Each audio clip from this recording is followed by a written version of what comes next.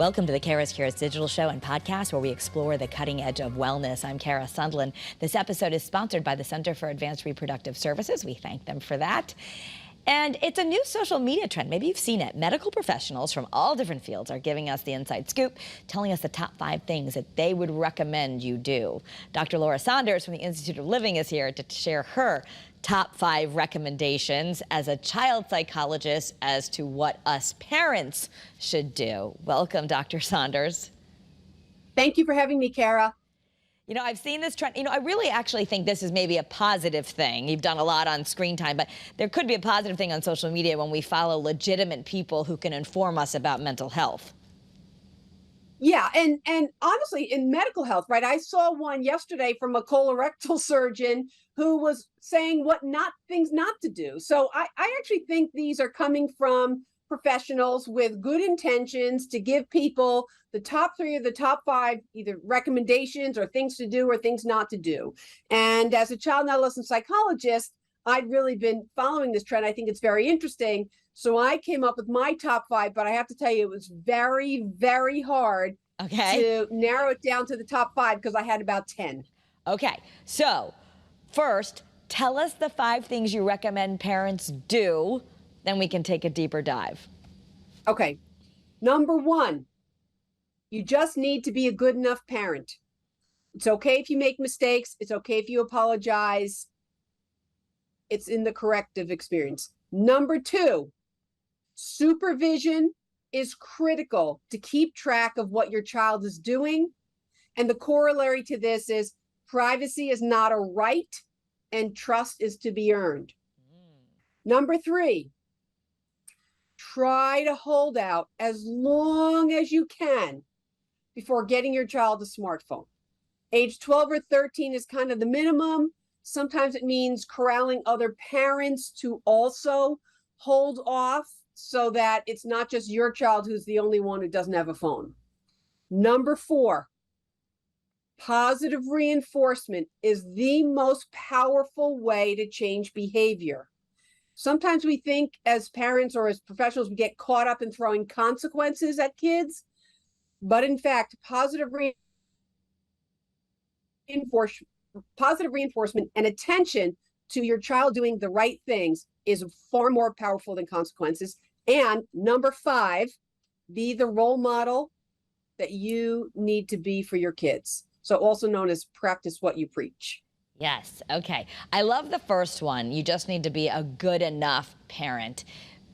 Let's dive into that because we live in a world where everything is perfect, especially on social media, where parents are making the most beautiful lunches and they know everything and they are a psychologist and a chef and a time manager. Right. So it is called a psychological concept, especially when you're talking about infancy and early childhood, about the good enough parent. You just need to be good enough, which in my mind is like about 60 to 70%. So you don't need to be perfect. You don't need to be everything that you believe other people would be, right? And we all know that social comparison is the thief of joy, and that's what social media really does to us. It's trying your best. And at the beginning of each day, you have the ability as a parent to restart and reset and try for a better day. It doesn't mean that just because yesterday was not such a good day that you have to overcompensate today.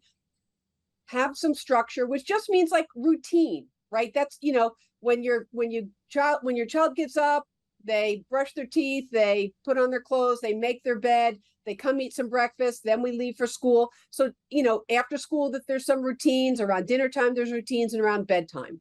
It doesn't have to be perfect, but as much consistency and structure as you can put in place, the better it is for kids. And why is that? It makes them feel safe? It actually works in your brain, right? We all need things to rely on and depend on. If we're going to get really deep with this, we're going to talk about attachment, right? And it's in attachment early on, those, first 0 to 3, where, your child cries, they're nurtured, they're hungry, they're fed, they're wet, they're changed, right? And that kind of consistency actually affects brain development. So that kind of routine and consistency is so important for us as even as adults. It's not just kids. Right. There's a lot on social media right now about our attachment styles and taking our quiz. And I think that's also where parents beat ourselves up, because we see that later on, like, oh my gosh, it's going to be my fault for everything. And before we move on to the second part, I mean, there's no way to be perfect, right? So everybody's going to have some issue with something that you're doing. But the good enough parent means you can grow up and your kids don't feel like they have to be perfect. Right. And again, that it is sort of like correcting your mistakes, being able to say, you know what, I was wrong yesterday. I'm sorry about the way that I handled that. I thought about it and I wish I'd handled differently. Right. So that gets to number 5, right? You're modeling reflective behavior, and you're modeling that it's okay to admit that you made a mistake and work on the correction. That's really what we want our kids to do as well. Yeah. Now, supervision is critical, and I love that you say privacy is not a right and trust is to be earned. Obviously, it's a little bit age dependent, but I think especially parents of teens are going to listen to this, and that's when teens will tell you, you're not allowed to post to me on social media. You have to get my permission. You can't come in my room. You have to get my permission. You can't look at my phone, even though we pay for it. So let's talk about supervision and privacy. Yes. So I do really take a developmental perspective on this, right? So a 12 or 13-year-old or even 14-year-old needs more supervision and maybe has less privacy than a 16 or 17-year-old. I think that privacy is a little different than respect. So just because I own the house and technically I own your room doesn't mean that at any given time when your door's shut, I just barge right in. I can knock, wait for a response that you're not changing or something else is going on, and then enter the room. So there can be a measure of respect there, and trust is earned. So it's not like I give you the keys to the car in the house at 13. Trust is something that's earned. And so and the way that you build trust is through communication and commitment, right? I am where I say I'm going to be, and I'm communicating what's going on. So trust is something that is earned over time. A lot of parents are tracking, right? They've got Life 360, and that's a safety thing. I mean, we use it in my house, so just in case, we've done enough stories on people being found that way, or, I mean, it's a different generation. We can sort of find out where our kids are all the time, but let's talk about the cell phone. If you're suspicious that something's going on, I mean, you could check something. So what if you find something out that you're worried about and you did it doing an invasive way? Do you confront the child, or do you pretend you didn't do that? I mean, parents are snooping sometimes because they're concerned. Right. So what I recommend in some of these situations is that if your child is on Instagram or Snapchat or that shouldn't be on Facebook under, 13 or 14, and a lot of teenagers don't even care about Facebook. That's more of an adult thing.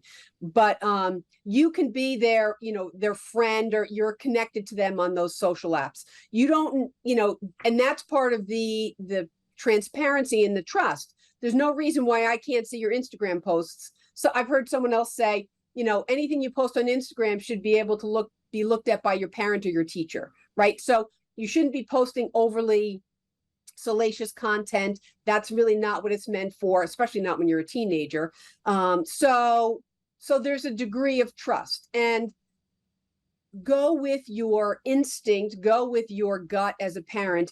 If you feel like something's wrong, if you feel like your child is not functioning in the 3 spheres of their life, right? At home, at school, and in activities and with friends, you check with another parent. I know that my child's been at your house a couple times. Have you noticed anything different? So get some corroborating information. And that's really what I would bring to your child in that situation. Listen, I even talked to Mrs. Smith, and she said that you weren't yourself when you were over the house, or, your teachers have been concerned. I've seen a couple of progress reports come home, whatever it is. Use corroborating information, so it's not even just your concern, although sometimes it might be, but I do like to check additional sources. Yeah.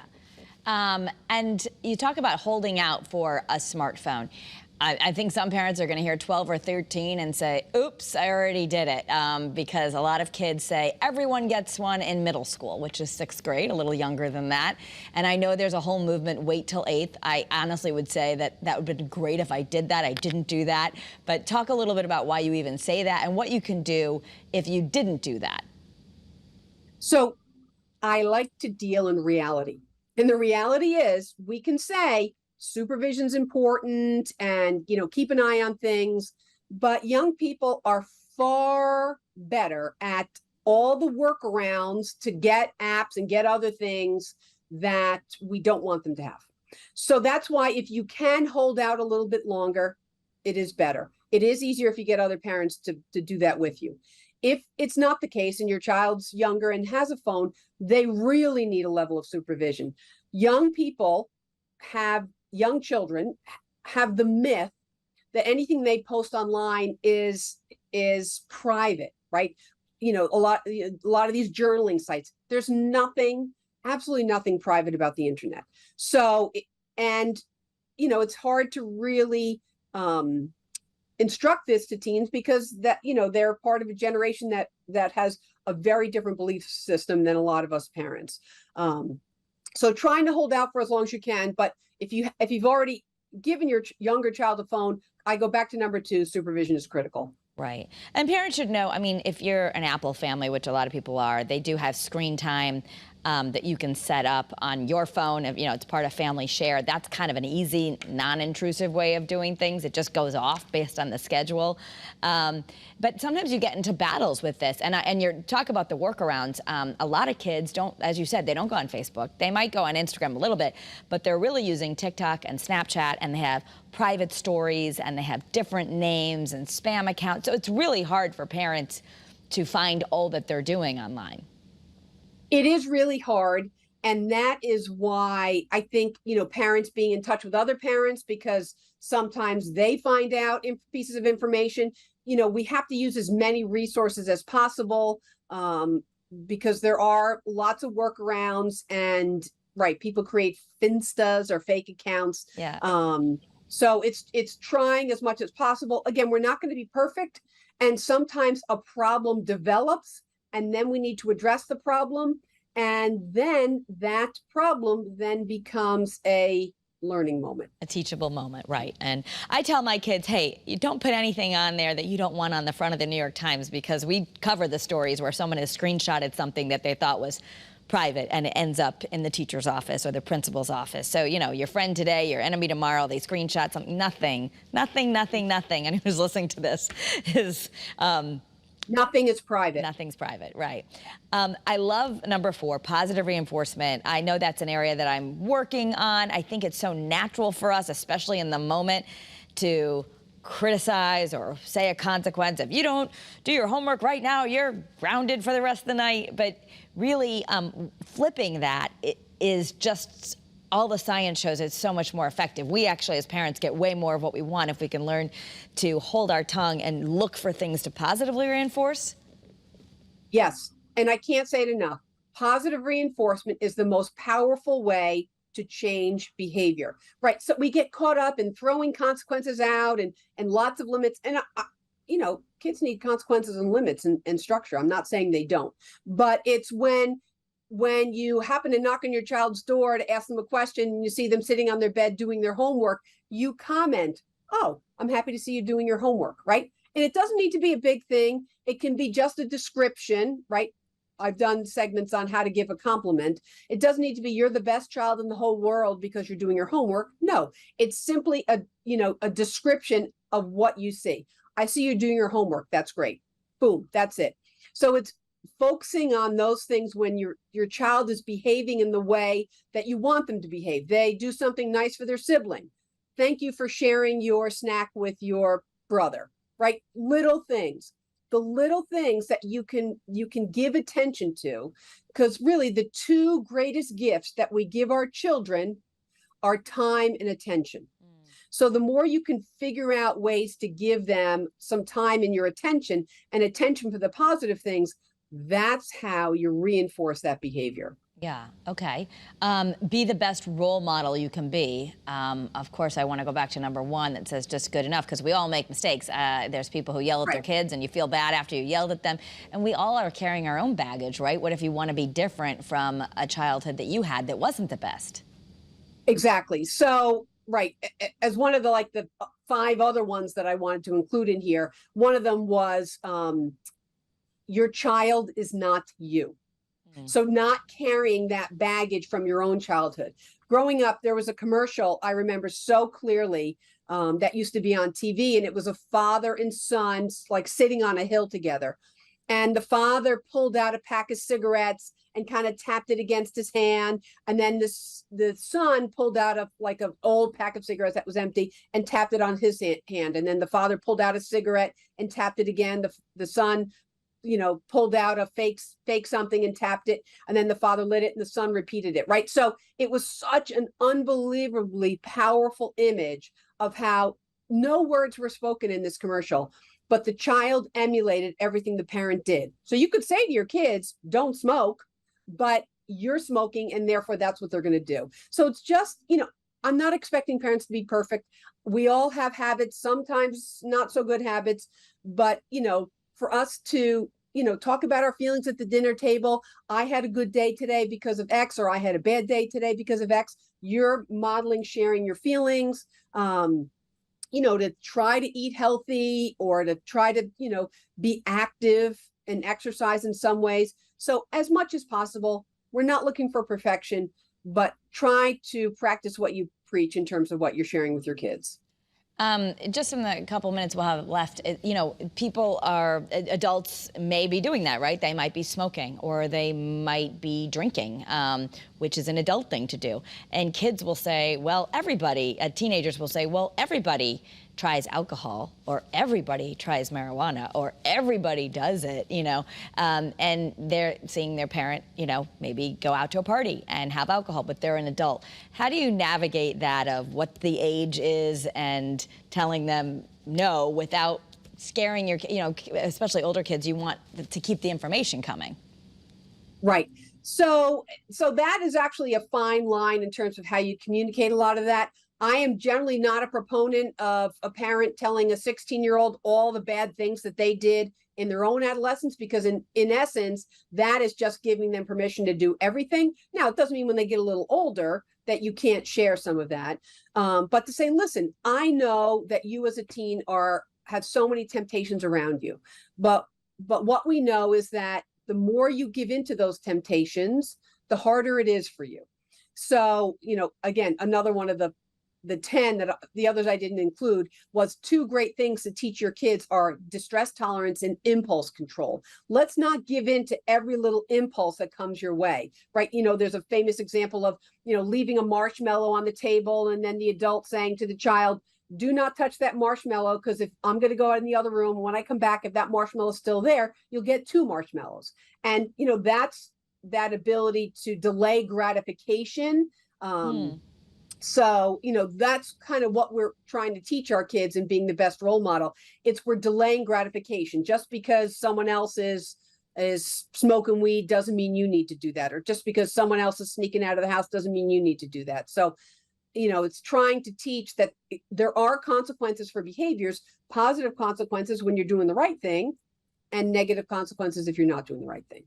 So if you find out that your teenager tried alcohol or was at a party and drank, are you better to talk to them, or better to punish them, or both? So I would absolutely engage in a conversation to say, how did that make you feel? Did you like that feeling? How did other people react to you doing that? I would start it as a dialogue and kind of go from there, because if it's a one and done, I don't know that throwing a lot of consequences can be helpful, because again, they've gone to another event or party where they didn't do something, right? And so we forgot to reinforce that behavior. So, and again, that ties into the whole issue of trust. Listen, I'm extending trust to you by letting you go out and do things with your friends. And in that, as part of that communication, I expect you to let me know what's going on, or where things get a little tricky for you that you're not sure how to handle. Yeah. All right. So you're building that trust, you're building that respect. And I like the social media thing of just 5 easy things. I also like that we get to take a deeper dive here. So Yes. and I know you had about 10, so that's a whole nother segment. But it's a good way to start, and just, you know, so many people as parents right now are dealing with some confusing stuff. So thank you so much, Dr. Saunders. Thank you, Kara. And if you want more content on the cutting edge of wellness, you can follow me on social media. Just look for @Kara Sundlin. I also have a Kara's Cures Facebook group. I like to post this content there. If this is inspiring to you, definitely on the podcast, share it with your friends and loved ones. We encourage you to listen to it with your kids as well. Have a great day, everyone, and be well.